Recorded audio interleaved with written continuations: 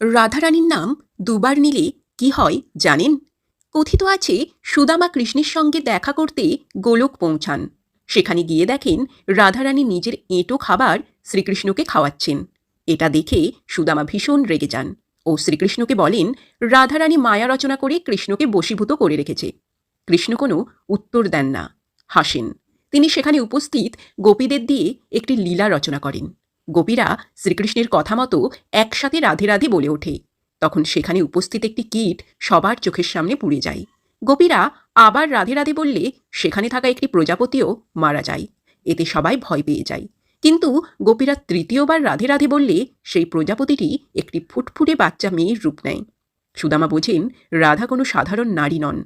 রাধার নাম থেকে এক প্রাণ কীটজনী মুক্ত হয়ে মানবজনী পেল। শ্রীকৃষ্ণ নিজে বলেছেন কৃষ্ণ নামের থেকেও রাধা নাম অনেক গুণ বেশি শক্তিশালী।